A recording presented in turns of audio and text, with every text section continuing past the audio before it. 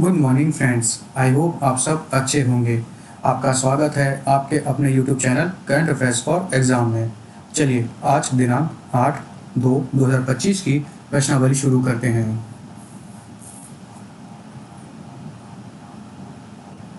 निम्नलिखित में से किसे डोगरी साहित्य के लिए साहित्य अकादमी पुरस्कार 2024 से सम्मानित किया गया है? शमन अरोड़ा, शैलेश नायक, शशि सोनी, राजाराम जैन। इसका सही जवाब है शमन अरोड़ा। शमन अरोड़ा को डोगरी साहित्य के लिए साहित्य अकादमी पुरस्कार 2024 से हाल ही में सम्मानित किया गया है। चलिए अगले प्रश्न पर आते हैं।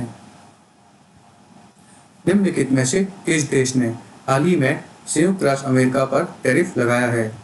इजराइल, चीन, यूएई, रूस। इसका सही जवाब है चीन। चीन ने हाल ही में अमेरिका पर टैरिफ लगाया है। चलिए अगले प्रश्न पर आते हैं। निम्नलिखित में से किसे पेट्रोलियम और प्राकृतिक गैस मंत्रालय में निदेशक नियुक्त किया गया है? हरीश कुमार गुप्ता, कैलाश मकवाना, सागर सिंह तालासी, अनिल कुमार। इसका सही जवाब है सागर सिंह क्लासी। सागर सिंह क्लासी को पेट्रोलियम एवं प्राकृतिक गैस मंत्रालय में हाल ही में निदेशक नियुक्त किया गया है। चलिए अगले प्रश्न पर आते हैं। मार्कस स्टोइनिस जिन्होंने हाल ही में क्रिकेट से संन्यास लिया है, वह निम्नलिखित में से किस देश के लिए खेलते थे? इंग्लैंड, दक्षिण अफ्रीका, न्यूजीलैंड, ऑस्ट्रेलिया। इसका सही जवाब है ऑस्ट्रेलिया। मार्कस स्टोइनिस जिन्होंने हाल ही में क्रिकेट से संन्यास लिया है, वह ऑस्ट्रेलिया के लिए क्रिकेट खेलते थे।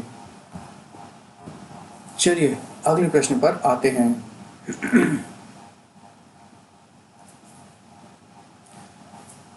निम्न में से किस सरकार ने समान नागरिक संहिता की आवश्यकता का आकलन करने के लिए एक सेवानिवृत्त सुप्रीम कोर्ट के न्यायाधीश के तहत समिति का गठन किया है? तमिलनाडु, मध्य प्रदेश, केरल, गुजरात। इसका सही जवाब है गुजरात। गुजरात राज्य सरकार ने समान नागरिक संहिता की आवश्यकता का आकलन करने के लिए सेवानिवृत्त सुप्रीम कोर्ट न्यायाधीश की अध्यक्षता में एक समिति का हाल ही में गठन किया है। चलिए अगले प्रश्न पर आते हैं। निम्नलिखित में से किस शहर में देश में स्तन कैंसर की सबसे अधिक घटना दर दर्ज की गई है? बेंगलुरु, हैदराबाद, अमरावती, चेन्नई। इसका सही जवाब है हैदराबाद। हैदराबाद में देश में स्तन कैंसर की सबसे अधिक घटना दर दर्ज की गई है। चलिए अगले प्रश्न पर आते हैं। निम्नलिखित में से किस राज्य सरकार ने हाल ही में वित्त वर्ष 2025-26 के लिए आबकारी नीति को मंजूरी दी है? उत्तर प्रदेश, मध्य प्रदेश, केरल, तेलंगाना। इसका सही जवाब है उत्तर प्रदेश।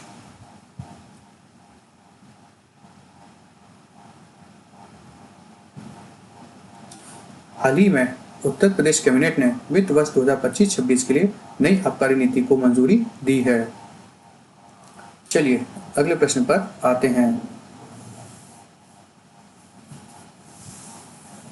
के बाला सुब्रमण्यम को हाल ही में निम्नलिखित में से किस बैंक का नया प्रमुख नियुक्त किया गया है?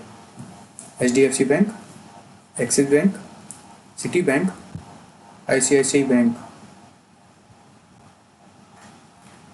इसका सही जवाब है सिटी बैंक। के बाला सुब्रमण्यम को हाल ही में सिटी बैंक का नया प्रमुख नियुक्त किया गया है। चलिए अगले प्रश्न पर आते हैं। बार्ट डी वेवर को हाल ही में निम्नलिखित में से किस देश का प्रधानमंत्री नियुक्त किया गया है? Poland, Belgium, Estonia, Lithuania.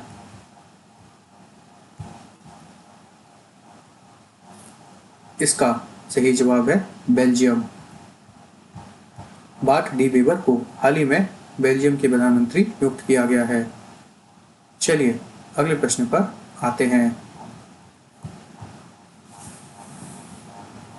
हाल ही में आरबीआई ने रेपो रेट में कितने बेसिस पॉइंट की कटौती की है?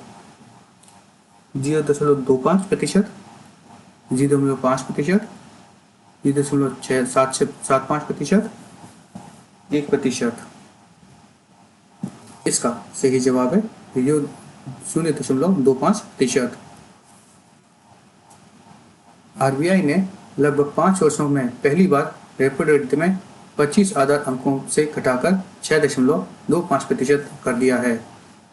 इस कदम से घर और ऑटो लोन की ईएमआई कम होने की उम्मीद है।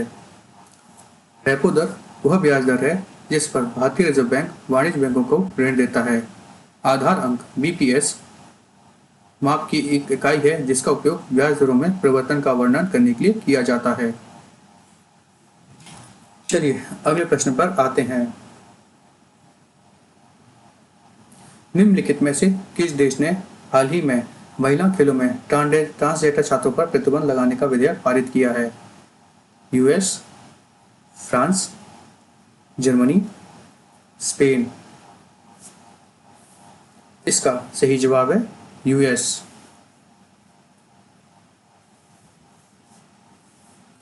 अमेरिका ने हाल ही में ट्रांसजेंडर छात्रों को महिला खेलों में भाग लेने से रोकने के लिए विधेयक पारित किया है। चलिए अगले प्रश्न पर आते हैं। छत्रपति शिवाजी महाराज की भव्य प्रतिमा हाल ही में निम्नलिखित में से किस देश में स्थापित की गई है? मैक्सिको, जापान, दक्षिण अफ्रीका, न्यूजीलैंड। इसका सही जवाब है जापान।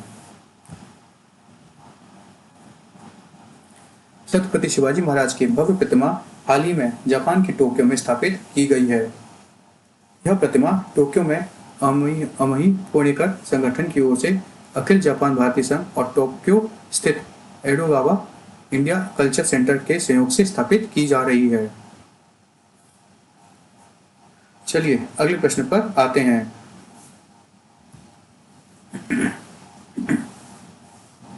निम्नलिखित में से किस देश की सरकार कम कार्य घंटों की मजदूरी देती है?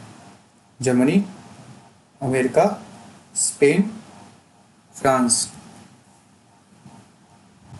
इसका सही जवाब है स्पेन।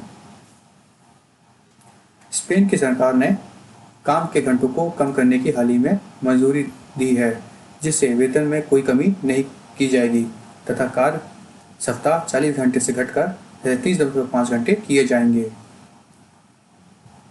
फ्रेंड्स, आज का सेशन यहीं समाप्त होता है। आपको हमारा सेशन कैसा लगा कमेंट करके बताइएगा तथा लाइक एवं सब्सक्राइब अवश्य कीजिएगा। धन्यवाद।